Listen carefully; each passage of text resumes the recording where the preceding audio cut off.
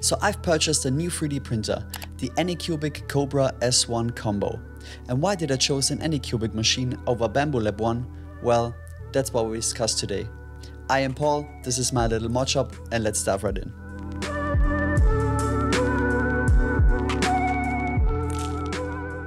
Okay, so let's start from the top. Why do I need a bigger printer in the first place?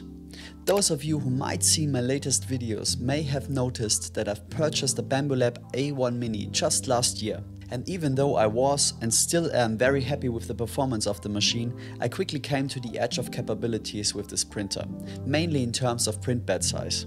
I have a few projects in the pipeline that do require a lot of prototyping, and the A1 Mini is simply too small to cover everything. I still have an Ender 3v2 somewhere in the corner of my cellar, but this old but trusty printer, he has never let me down once, is simply too slow, and also the print bed size is just a hair too small for my current needs. So I did my research of what's currently on the market that might fit my needs, and as I was pretty happy with my A1 Mini, I thought of buying another Bambu Lab machine. The regular A1 3D printer would be the next logical step, as I just need a bigger print plate, right? But I do sometimes learn from my mistakes, and to not make the same one again, I thought about it a little more. So what features does it need to have to cover future projects? And maybe I want to print abrasive materials. That's when the P1S caught my eye, because it would check all of my boxes. It has an enclosure, it has an AMS unit for mixing filaments, and can print abrasive materials like carbon fiber reinforced PETG, for example. All for the price of around 800 euros, which would be a deep cut for my not so professional use case. But lucky for me, Bambu Lab did help me make a decision quickly by updating the terms of service. Because the latest firmware introduced a proprietary authentication mechanism to enhance security, which feels a little too much like you buy the printer and we own it. TLDR is, the 3D printing community is not happy with that decision, as it opens doors to become potentially the next HP of 3D printers. Get it? Because they have subscriptions for the normal paper printer and won't let you print with third-party ink and so on. It's just bad business practice.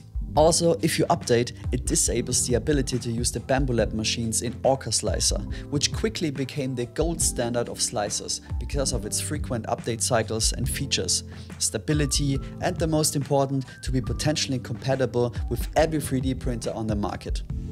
If the manufacturer chose to cooperate, that is. Orca took basically every good aspect of all the other slicers on the market and merged them into one. If you haven't already, you should give it a try. So, no Bambu Lab machine for me, that's off the table, thanks. But what other options do I have out there? For me personally, I chose between the K2 Plus from Creality, the Anycubic Kobra S1 Combo, and the Elegoo Centauri Carbon. The K2 Plus will be awesome to have because it has a 350 by 350 print size. This thing makes huge prints. But it comes with an eye-watering price tag of 1500 euros, and that is simply not an option right now. The Elegoo Centauri Carbon, on the other hand, looks like a really nice and competitive machine, but it is a printer that just came to the market, and so it is really hard to get a hold of one. Plus, there is no AMS-like system accompanying its release. That left me with the option from Anycubic. I did my fair research on that 3D printer, and on paper, it checks everything I want in a 3D printer right now. And all that for the low price of 600 euros. That is super competitive and 200 euros cheaper than the P1S. So I got the credit card out and purchased one. From a fellow Austrian's 3D check. Shipping time said it takes a little more than 3 weeks, but somehow I was lucky and the package arrived at my door a week earlier. First impressions and the unboxing was a breeze.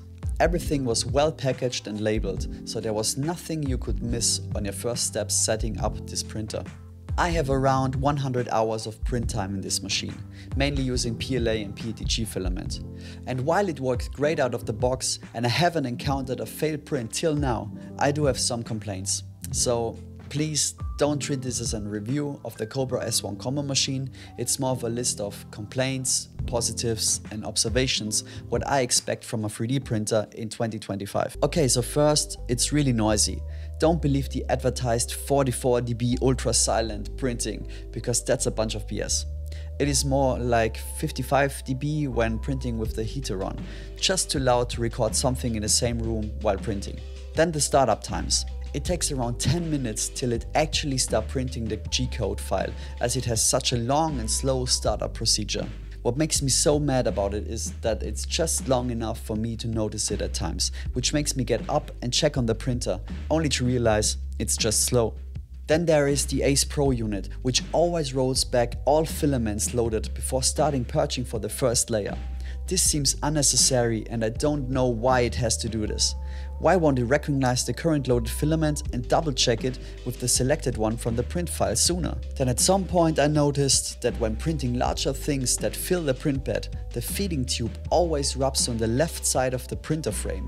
And now that I recognized it, I actively try to sort my prints more to the right, so it won't do that. But this is definitely a design flaw of the printer, and as it rubs the little clips down, it will be a matter of time till one of them breaks off. Okay, then let's talk about my gripes with the software. This is a fairly new printer, I get that. But when was the actual release date of the Kobra S1? Because there was next to no slicer support for it at all. I have seen people receiving units as early as January this year, and Anycubic seemed to had so much struggle to get even their own flavor of slicer, which is named Anycubic Slicer, the FDM version, out of the door, and this is such a shame. When released there was only one print profile to choose from, a basic 20mm setting, from the manufacturer. At release. What the heck? And I know I shouldn't compare a €600 machine to the likes of Prusa or Bambu Lab, but these are things that feel to me like it was rushed to the market and might actually benefited from having like 3 to 6 months more time to develop. And also there is no Orca slicer support out of the box. I wrote the Anycubic support team if there are plans to support Orca in the future, but they denied. I have let them know that I would love to see them supporting Orca, and I would encourage you, the viewer, to do the same. Let's be all vocal about reasonable changes we want to see in our 3D printers. A fellow YouTube creator called The Next Layer did an awesome summary about the 3D printing community's complaints with that. I do share his opinion on this, so check it out, I will link it down below. So that was a long list of complaints, but I know the perfect way to not to worry about any of these problems with today's sponsor, PCBWay. PCBWay does offer a lot of 3D printing services like SLA, FDM or even SLM, which is metal 3D printing. There is the obvious PCB manufacturing and PCB assembly service in really high quality, as well as a wide range of other methods like CNC machining, sheet metal fabrication and injection molding. And one thing I like to point out is their exceptional customer service. I used PCBWay way before they offered to sponsor this channel, and they were always there to help with any questions I had about the current state of my order or with suggestions on the best settings to get the parts and PCBs as I have imagined them. So big thanks to PCBWay for sponsoring this video. And now let's get back to the Kobra S1 Combo and talk about some positives for a change. Because there is still hope for using the Kobra S1 Combo with Orca Slicer, coming in form of another snake, like a subspecies of a cobra. There is this awesome project called Rinkhals by Julien Batonnet. Sorry if I butchered your name, I'm trying my best here. This is basically a custom firmware that greatly expands the capabilities of Anycubic's Kobra printers, like the Kobra 2 Pro, Kobra 3 and also my new S1 Combo. And this is exactly what we need to enable those printers in Orca Slicer. It has features like mainsail and fluid with Moonraker, it has an app system for things like the Octo app, Cloudflare, etc. There are over-the-air updates. There is also touch UI support on the printer in the works that should be ready any day now, and there are so many more things this custom firmware enables you to do with your Kobra printers. They have a very active Discord server where you can find support and pings for the shockingly frequent firmware updates. You see, there's a lot to cover here, and I'm certainly not the best person to talk about all the awesome work the community is actively doing right now for these printers. But I still want to give them a shout out, as what this shows me is that people do get together and fixing flaws or bad decisions by manufacturers themselves. And I really love that energy, and this is also a big part why I like 3D printing so much. I do run the latest update on my own S1 printer as well, and I can report that everything works great out of Orca Slicer.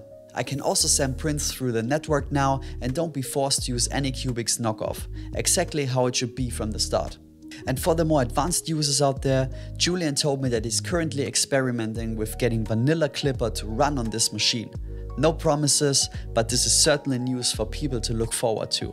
So if you want to donate or share your appreciation to those people enable us to take back the control of our printers, or you want to get involved, link is down below. Now to tackle the PPP, the printer profile problem. I found a user that made some well dialed in profiles right on Anycubic's knockoff of printables. Do you see a pattern here? I have used them to print ever since I found them and don't have any complaints about it. So thank you, Maneth and Sega. Another thing that I fixed before the printer even arrived at my doorstep, there was or is a lot of complaint about the use of a brass nozzle on those S1 printers. Because many people in the community think that as it is an enclosed printer, it should be equipped for abrasive filament printing. I purchased some third-party hardened steel nozzles from AliExpress.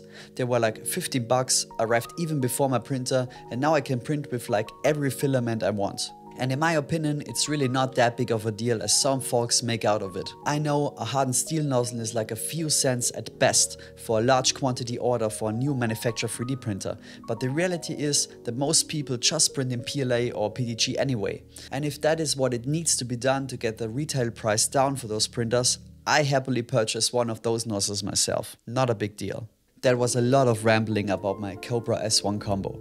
But I wanted to give a little overview of the current state of what you get for 600 euros these days and what you can or should expect from a manufacturer. Ultimately, I think Anycubic made a really good printer with a very competitive price point that other brands need to match in the future. There is a lot to have for your money here. However, this is not a perfect printer. It seems to be held back by its own software, and I do think it was rushed to the market. But this is like a common symptom in a lot of things and products these days. But all in all, I hope this video helps you deciding on your new 3D printer, and also check Reddit, Facebook groups and Discord servers out, because there are a lot of like-minded people helping each other out, and that's what we want to see in the community. And Bambu Lab, we are still disappointed with you, and your new H2D printer won't change that. That's all. Thanks and see you next time.